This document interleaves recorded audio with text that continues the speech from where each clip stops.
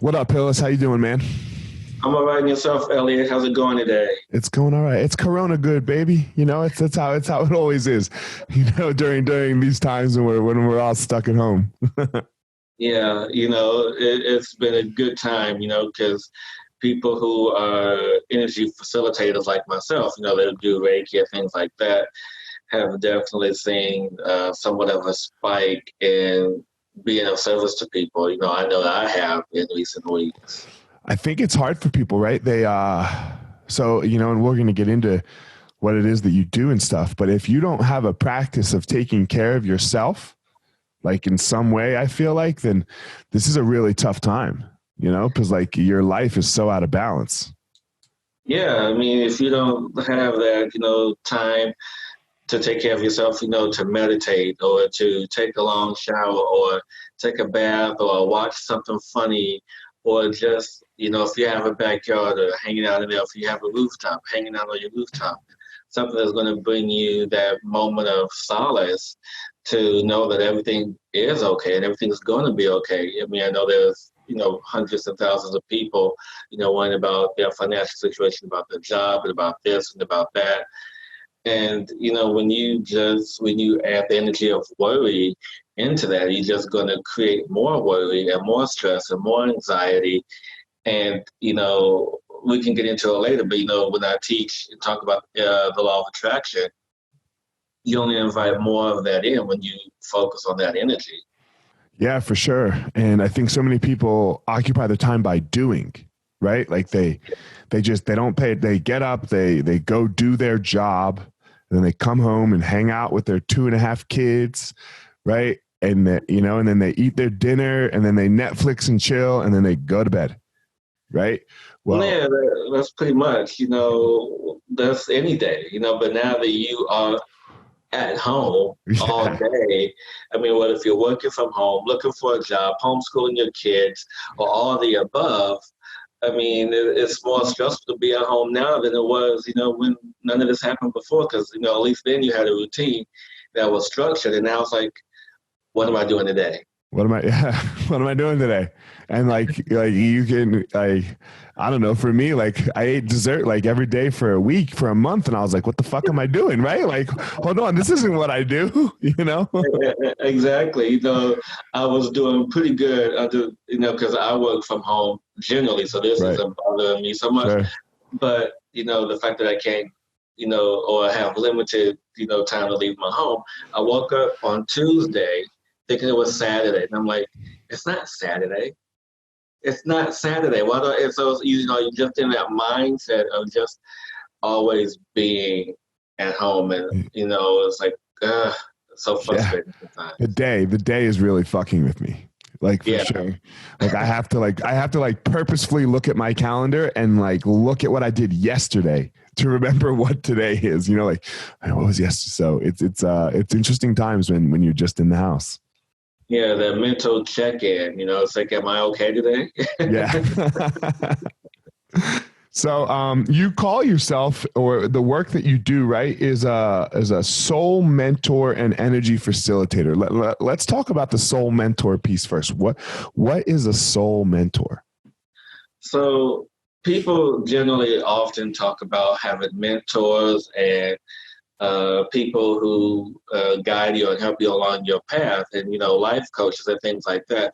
So essentially what I do is similar to that, but I work with the mind body to create a facilitated connection to the soul. Because when we have life coaches, when we have mentors, they often are not forget about the soul piece, the piece that is most important, because we can talk about, all the physical actions, things that inspire you all day. But if there's no connection to that soul piece, then some of it could be in vain. For example, we have, someone who's on their journey wanting to know more about who they are and what next steps to take in life to get that better job or get that better opportunity to get married, to have a better life overall. And so, what most people do, they examine, past behaviors. And with the examination of these past behaviors, you can often predict what's going to happen next based on what they've done in the past. And so when you take a look at that, then you say, okay, well, here's what we can course correct to bring you a better life path, to bring this all into focus. However, what the missing piece is that essentially what I do that as well, but also go a little bit deeper and say, well, what is your soul asking you? What does your soul want you to do? What's your soul purpose on this planet? And so I work deeper with clients to really help to find that purpose, to find that path, to find that joy on their journey, because without joy, then there pretty much isn't anything left. So so the happiness and joy is so important. Do you find there to be a difference between happiness and joy? Oh yeah, joy is more innate. Joy is more natural as opposed to happiness. So let's say happiness is here, joy is here. Joy is just a step above happiness, because happiness is like, it's almost, I don't want to say it's forced, but it's like you have to put in an effort to be happy, as opposed to the energy of joy is just a natural state of flow. So you can wake up joyful, you can wake up happy, you can wake up in a good mood, as opposed to that point of happiness, which is like, okay, I'm happy, I'm content, but I want more. And joy is that something more. So happiness happiness can come and go, but you're joyful. Like if you're joyful, then you're just joyful, even when you're unhappy necessarily. Like you could be unhappy in a moment, but you still are joyful is what you're saying. Exactly. Okay. So this concept of a soul, right? Like it normally goes with the religious, right? Like it's a very, it's like the word God, right? Like, I mean, I believe in God in a way, but I don't think I believe in God like, and I'm not sure how you do. In a religious context. In the religious context, I don't believe that there's someone there, like, a big man in the sky watching over me, like, with his 10 rules, but the soul, when you talk about your soul, a lot of people connect the two. So do you connect the two with your work, or do you keep them, or is it separate? Well, it just really depends on the person who I'm working with, because those who approach me and connect with me know that I'm very spiritual in a sense.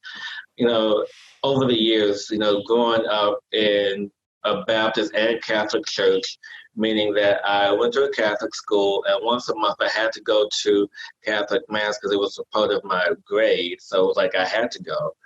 And then the rest of the Sundays I would go to my Baptist church with my family.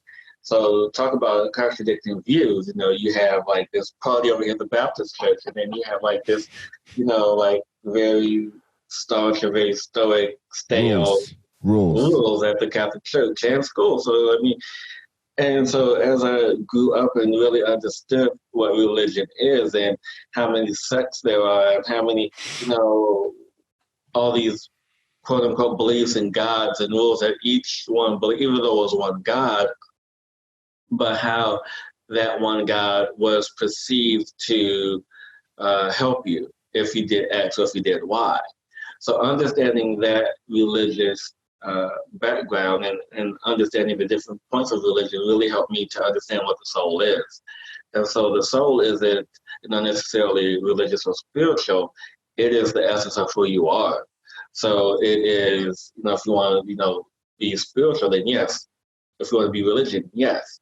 So it is who you are at the core of your being, because you are the physical manifestation of your soul living here on the planet. Who are you?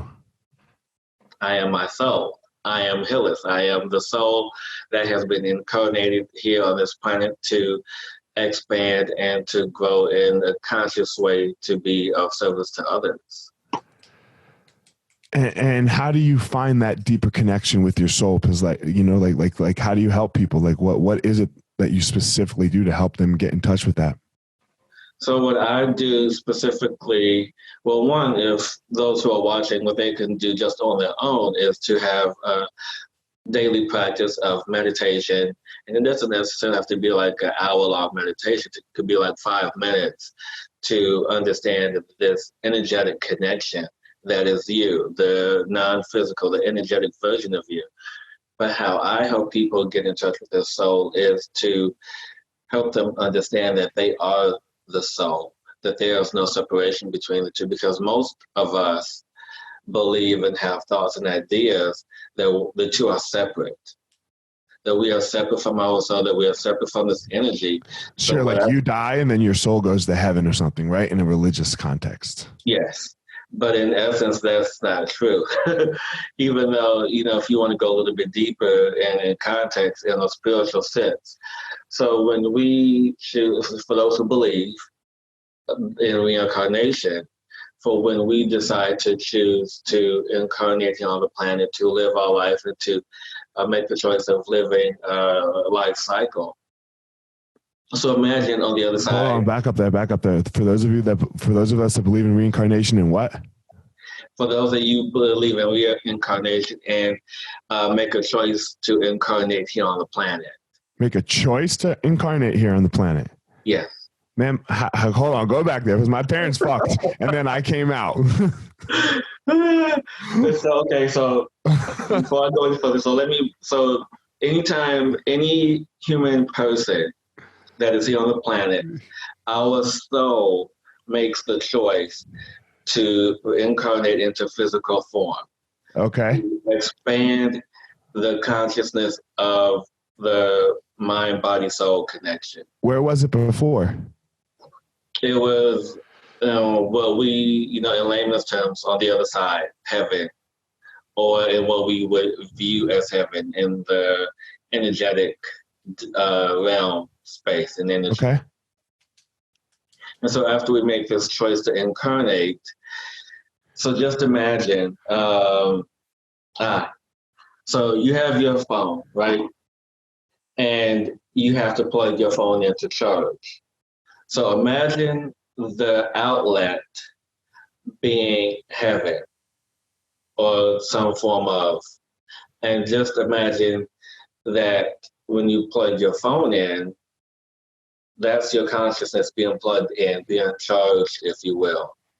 And so when you disconnect, because when you get to 100% or whatever you feel you need for your battery, that's your consciousness, you are in this phone. However, there's like 70% of energy still in the outlet that is representation of your phone, of that energy, that conduit, that source. And so when you, even though their physical disconnection is gone, you still have a tether, an invisible tether to this source energy that is your soul.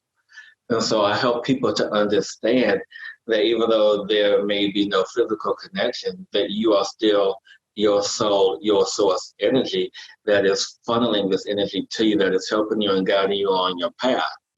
And sometimes, even when we have moments of deja vu, this is our soul reminding us of certain instances and certain choices we've made to be here in physical form right here, right now.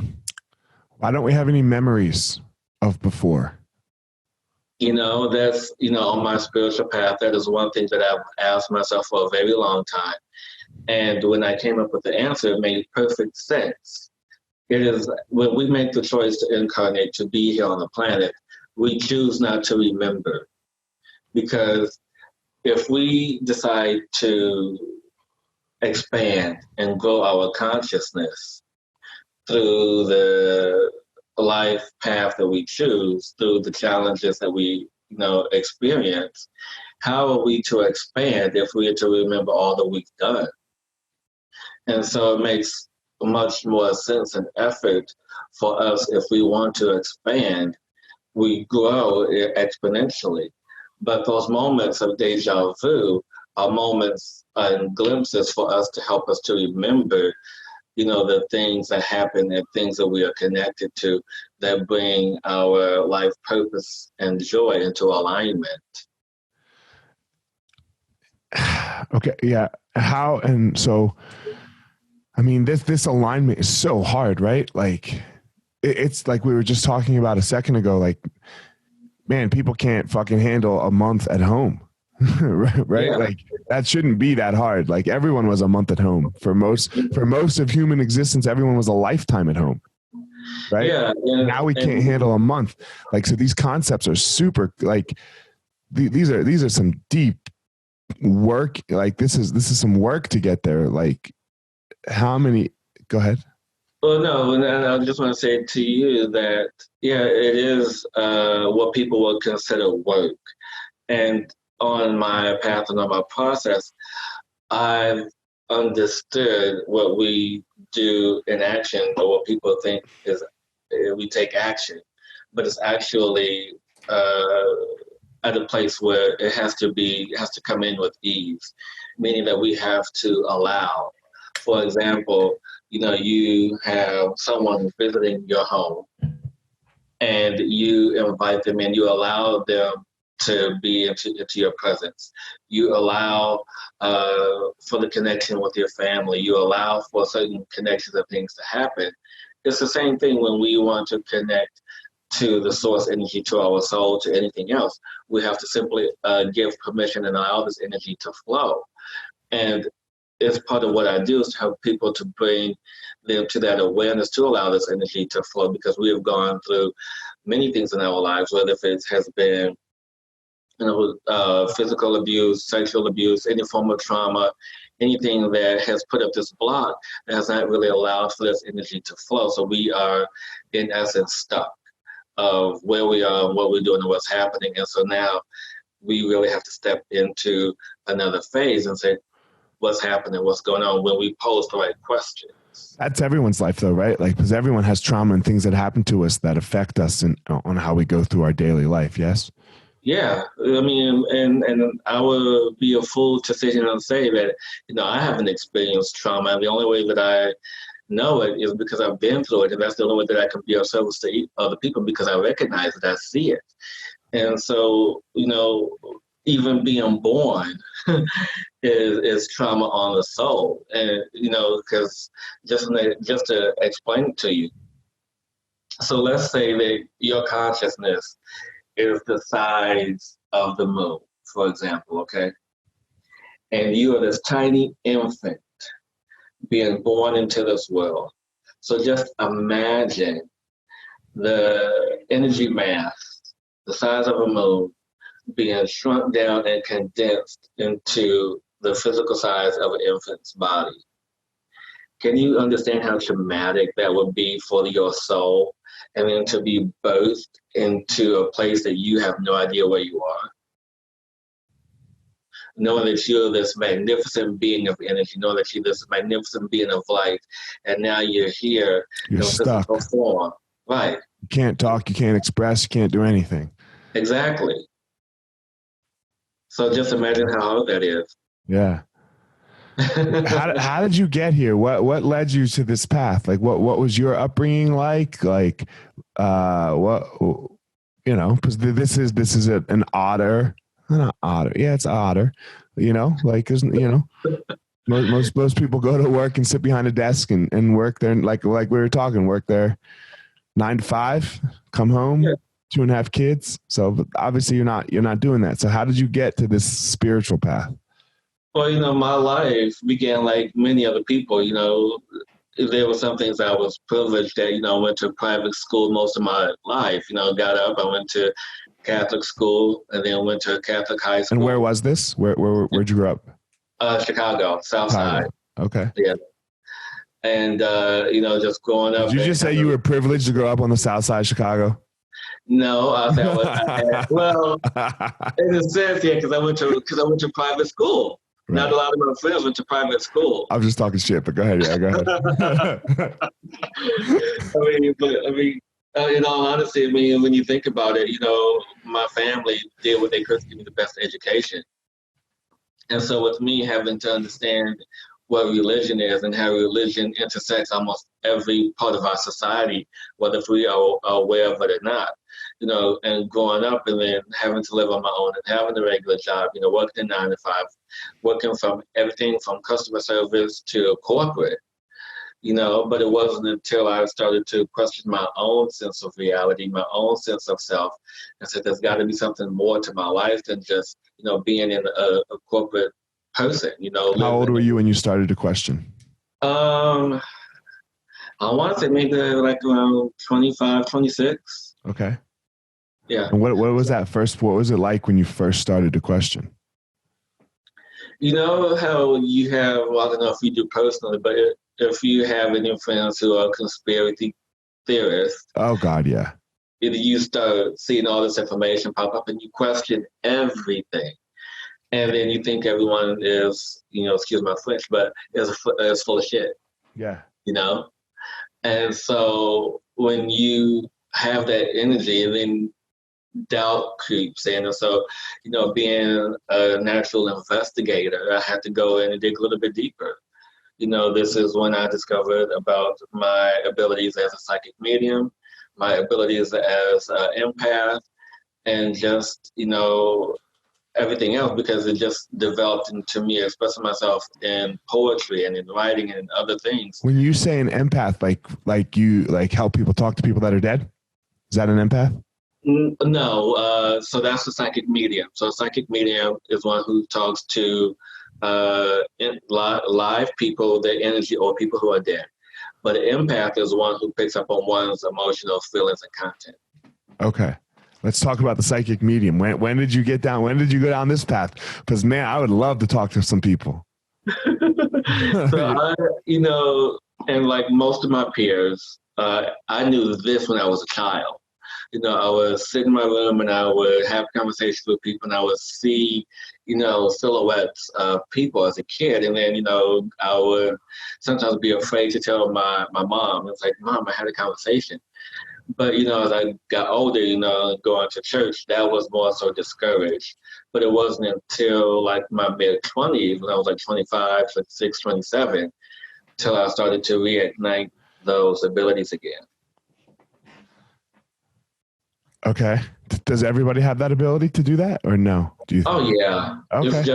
It's just the level at which we are aware of it and what we give permission to allow.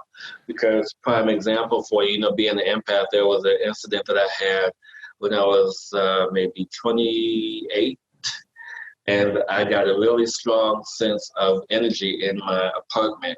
It was very overwhelming, and I had to leave my apartment.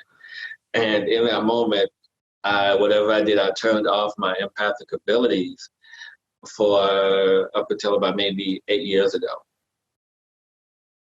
So sometimes, when people step into this energy, it can be very, very overwhelming for some if you're not ready to receive it. So I've had one very intense experience of energy. I think a lot of people would call it God, right? Like they talk to God. I experience anxiety, and sometimes it can be very intense, right? And when in those intense moments, it's not acutely intense, it's chronically intense, right? Like it's not like, okay, my anxiety is bad for like a day. That doesn't fuck with me. It's a long period of time, like 6-9 months, and it was probably in that moment the most acute that it's ever been. Like it was over the top intense. I was taking a shower, Yeah. and I was like, oh my God, I have to lay down, and I'd say the most intense it's ever been without a panic attack, right? It was not so I come actually in this room that I'm in right now doing the podcast. It wasn't an office yet. And I lay down and I just start meditating. I just start breathing, and man, something came and hung out with me. Like something, that just like touched me, but not like physically touched me, but it was just chilling with me. Yeah. And I was kind of not here, like not in my body or on earth. I don't know where the fuck we were. Right. And it was just like, I got you. Yeah. And forgive me. But usually when I, as you were speaking, energy was coming in. Yeah. To offer you clarity about that situation. And I just felt a little bit of emotional as you were speaking about that, but definitely that was your spirit guide at the time who came in to really bring you peace of mind, to let you know that whatever situation was going on in your life, to let you know that everything was going to be okay. And in that moment, you were at such high anxiety that you were on an energetic level screaming for help, asking for help, and was like, please, someone just come help me. Please, please, please, please, please. And in that moment, this is when your guide uh, came into this reality best that they could to bring that comfort to you. I got comfort. I got comfort immediately. Like I was better for a whole day. It was like, it broke, like literally, like the anxiety totally broke. Everything was fucking straight. Like I was like, and it was intense, right? I mean, we were 2-3 months into everyday intense anxiety, you know. Yeah. I mean, like it came back, right? It came back, like you know, a day or so later. But I had a whole 24 hours of like, whew, chill. So was, forgive me again, but what's being expressed that this level of anxiety, that you feel is definitely something that you have the ability to control. Is this that you've gotten so used to it that you have accepted it as your normal, but in fact, it is quite the opposite. Sorry, is just all this energy that's coming in. And so it's like now for you to have a reprieve or relief from this, you just have to step into this energy and connect with that space again to bring more freedom of this anxiety, of this fear, because what's being exhibited to me is an incident when you were a child of being alone. And I'm not going to get into too much detail, but it was a moment where you were alone. And in that moment, as a child, when you were alone, it created this high level of fear and anxiety because you was unsure of the energies that were presented in the home, because you are super sensitive, because you prefer to be, I'm trying to think of the other word, but alone, in the sense to, you know, you don't mind people being around you, but at the same time, it's like you're just okay with, being around people as you are being alone, if that makes sense. Yeah, keep going a little more. Talk about this experience as in my childhood. Well, see, and the thing is, I don't want to get too personal, only because we're doing this interview, but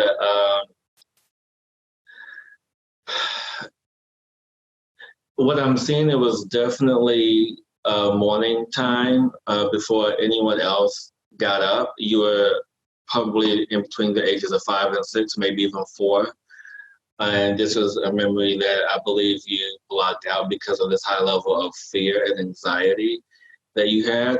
And typically when highly sensitive people like yourself step into this energy, this not knowing, because this is another reason why we have amnesia when we come in, is to remember how to connect to souls and energy. And so when we reach out and call to them, and then when they show up, especially as kids, because this is when we're the most sensitive, this is when we're the most open to receive this, we don't know how to react. And so instead we react in fear. And so this fear of not knowing what's in this space, even though you know that something is there, but it's not tangible, you can't see it. It just really rippled fear into every aspect of your space.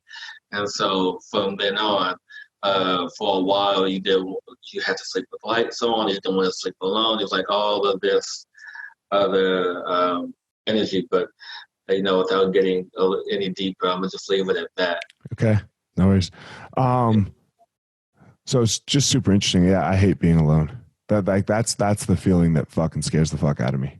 Yeah, I know, and that's the energy that comes through. And so, part of what I do especially, with the energy facilitator part, because the energy that I utilize and connect to is Lemurian light energy work. And it really, and it goes hand in hand with my psychic mediumship, because it really allows me to go in deeper to see pinpoints and crossroads of certain people's lives to really understand what has happened, when it happened, and why it happened. Right. It's interesting. So let me back up. And I know we're talking about me personally, but I think it's very interesting. Like I don't hate being alone, like during the day, I'm fine. Right. Like, but nighttime scares the fuck out of me. Like 3 o'clock in the morning when I'm alone by myself.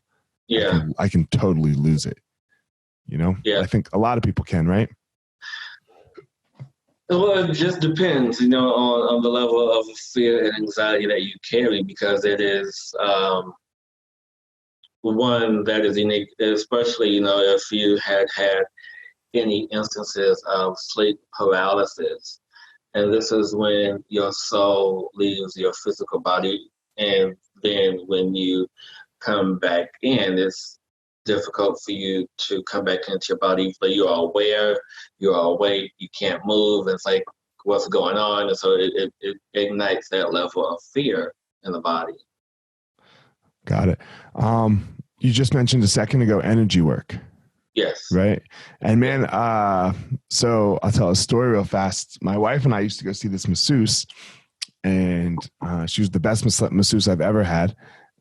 And she did energy work, and she always did energy work at the end. And I was always like, man, this is some funky, stupid bullshit, but whatever. She's into it, and I'm going to let her do her thing, because she gave that good of a massage, Mm-hmm. So one of these times at the end of the massage, she starts to do her energy work, and I fall asleep, but I wake up to her, and this, I might lose, to her taking her hands, right, like off of my chest, going like this, like lifting it. And like, as I woke up to that, like I woke up and I sat up and I was like, right? Like, yeah, like open, the window is open and she like pushed it out.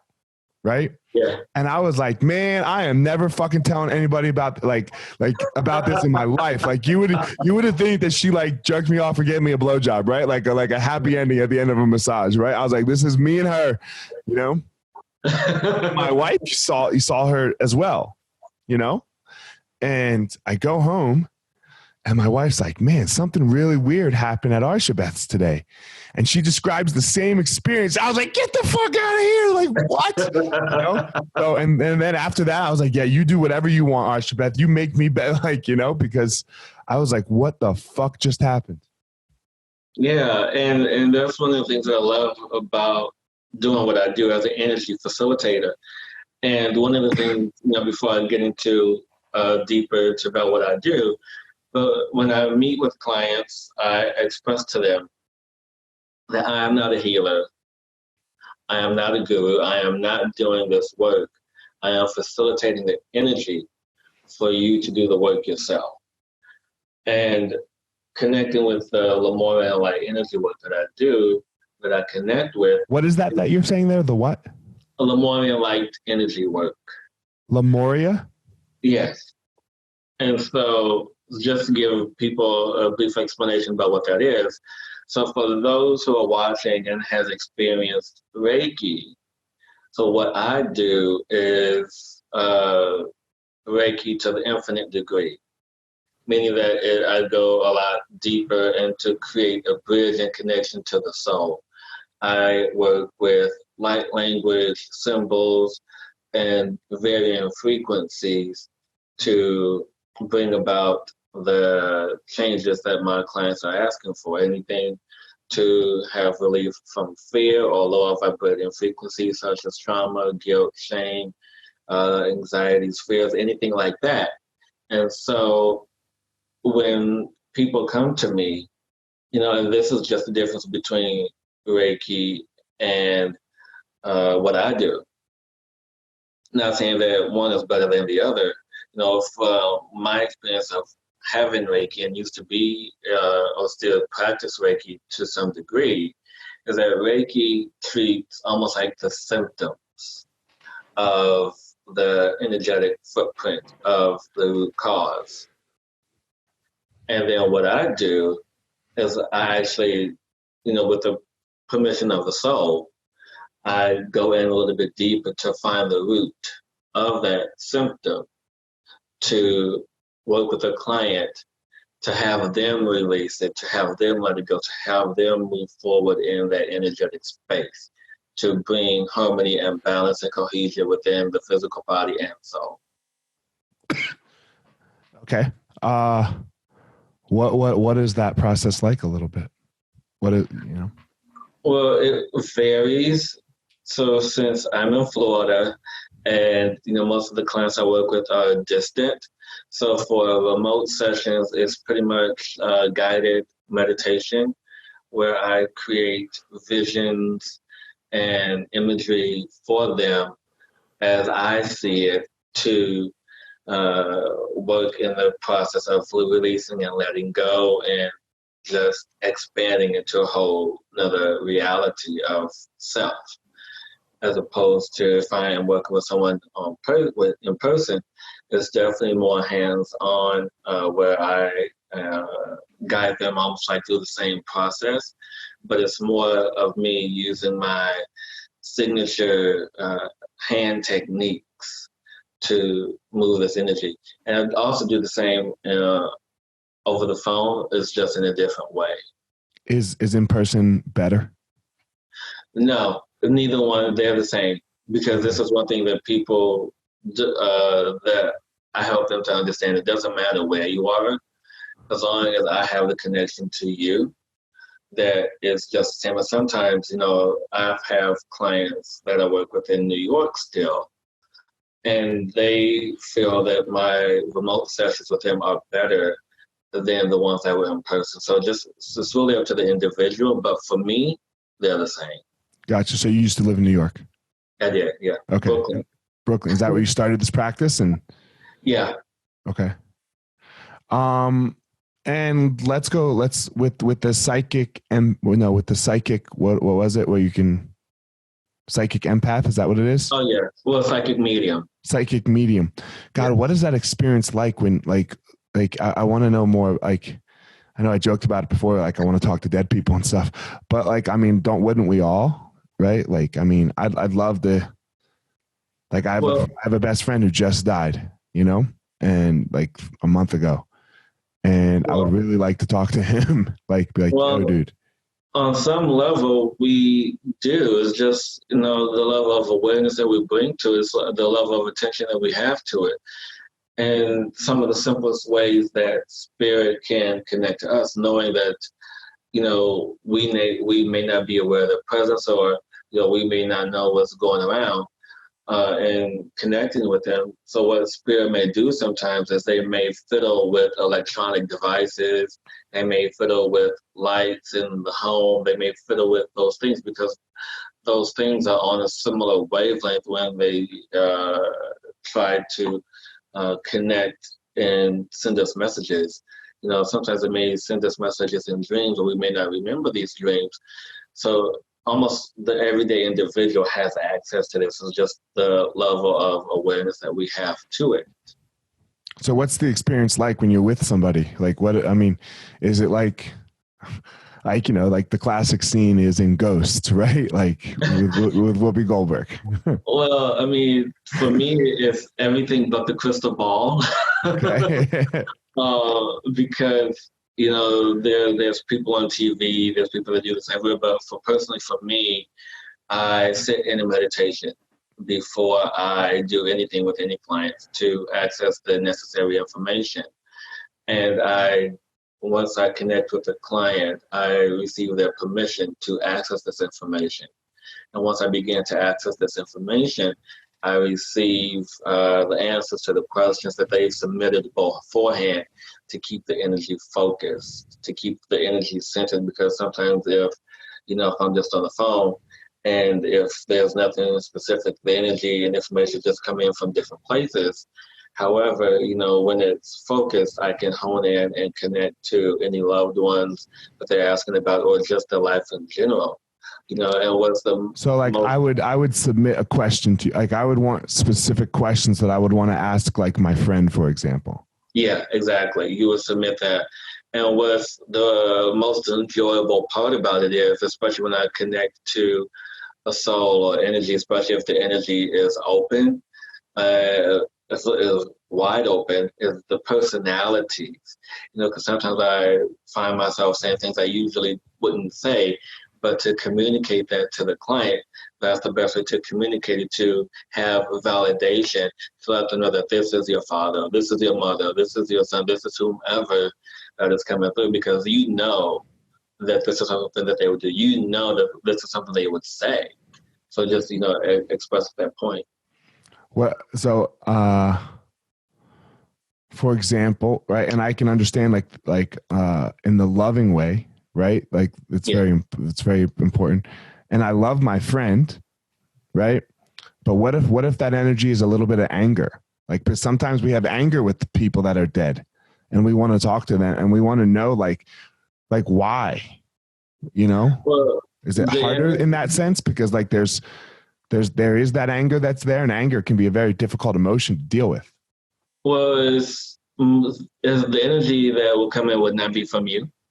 It would be from the individual that I will connect with. So even though you may have anger and express this anger uh, in the connection, that anger will not come through. What will come through is the understanding of that piece of that energy to allow for clarity. Because once the soul has uh, gone back to the other side, to fully reconnect with the soul and go through this whole reconnection process, that there is no anger, there is no hatred, there's no lower vibrating frequencies, no lower vibrating energy. It's all love. And so the energy that expressed is love, it is clarity, it is peace, and that is what is given to you as a gift as you connect and receive this information. So no hell. No. Hell is, lack of a better word, control mechanism. Control mechanism. Yeah. Meaning that, I feel like we experience hell now. Like the life can be hell sometimes. well, it can be in a physical reality, but know that that's also, what we feel or what we think or what we know to be hell is only, what we feel is a temporary struggle for our soul, for our mind, for our body to expand into a higher consciousness. And the reason why I say that hell is a control mechanism, because, you have religion, right? And it's like, well, if you don't do right by God, or if you don't follow these rules, then you're going to go to hell, you know. But in all essence, there Sure, is that no one's pretty simple. yeah. Yeah. Not to knock on anybody, but it amazes me that one still dupes people. Like, Yeah. The whole concept of I can get heaven. Heaven I can understand. Yeah. Heaven I can tell that I can definitely grasp heaven. Like, okay, I'm gonna go be back with, like, as you call it, the source or God or whatever it is that you want to call it. Yeah. Whatever is the other side. So that one I can grasp. I can't grasp like the burning for eternity thing. That one. No, because burning, torture, whatever. I mean, come on. I mean, really. And so, okay, so like the what really made me not be able to grasp, like I couldn't grasp it, and then I couldn't figure out why. But why I really can't grasp it is like my kid in the other room, right? He's sleeping, and let's say I'm a believer, right? And he's not. Right. How the fuck am I going to be in heaven when my kid dies? When I'm dead, right? I'm in heaven. Then my kid dies, and now he's going to go burn for eternity. But I'm in heaven. Like those two things can't exist. Like that's my child.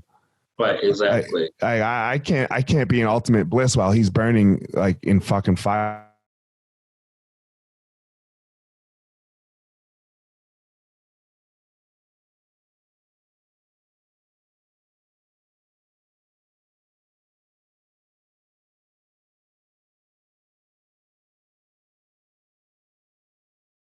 Baptist and everything in between, you learn about these things, you understand about these things, and it's like, okay, this is the beginning of me understanding my spirituality. I'm not religious. I understand, I believe in God, source, energy, creator, and all these things. And I understand that God can be a flower, God can be a plant, God can be the water that I drink. So it's just as simple as what people believe in, what you allow yourself to believe in, and what you connect to really strengthen your internal belief system. Yeah, and sometimes with like the prophets that they say, Jesus, Allah, Buddha, things like that. For me, like when Jesus says, I'm the only way to God, I do believe he is correct for himself, right? Like the only way that you're going to find the source is through yourself, right? You can't. It's not outside of you. Like you have all of the power to do it all on your own. Yeah, and some people, on social media always give me a little bit of flack when I say, that you yourself are God in essence, in sense, because, God it created himself to have an experience on this planet, on this earth. And so, what better way to have an experience on the planet than to incarnate in physical form? And what better way to go and expand and to create multiple species and multiple races and all this culture than to have this contrast to really understand the oneness and the unity that really exists in this space, by having it through you and then creating this connection to other people, to have the energy of separatism fall away. I think people, we just get so stuck in the traditional form of the word God, right? Like you have all this power, like you can part the seas and you could snap your fingers and everything could go boom. And, like, I think that's people's problem when you say that you are God, right? It's because they're like, I can't do any of that, right? Like I can't part the fucking sea, or flood the earth or or all these other things that the books say God did, So I think that's where it's just the story that people have the problem with, where I'm totally like, you have to be your own God. How the hell else are you going to get anything done? Exactly. I mean, just imagine, we are these physical beings, but just imagine the energy that it takes to get up every morning. Just imagine the energy that it takes to perform certain tasks throughout the day. Where does the energy come from? It cannot be created or destroyed, right? Exactly. And that we know. Exactly. It just transforms. Yep. So, man, all right, Hillis, that was an amazing conversation. I have to say, I think I might want to talk to you later, man. I might want to see what's up a little bit. Yeah. Hey, I'm here and I'm ready. I mean, because, I just feel that there's this level of immense joy in you, this wanting to get out. I mean, more joy than what you feel presently. And so this level of joy, I mean, not just for your family, but also that you have for yourself. It's like it's locked in here. And it's like, okay, where's the effing key? I just want to just open up, and so, yeah. I love people. I love all people, and I really love to help people try to find their power. Really find them, figure that out. And I love to see how great mine can be. Because, I don't believe that it's finite, like your power. Your power is infinite. It's infinite. If you can touch it, you can be a Jedi. You can be a Jedi in a sense if you could touch it. Exactly. Harness it all. So, man, I really appreciate it. Tell everyone where they can reach you. So everyone can find me, social media, everything through my website. HillisPugh.com, and that's HillisPugh.com. There you can find out all about me, social media, books, holistic services, all that good stuff. All right, guys, you know how this rolls at the end. Go out there and find your power. Not Hillis's power, not my power, not anybody else's power, but you have that unique power inside of you that can be amazing. So that's it, guys. Have a great day.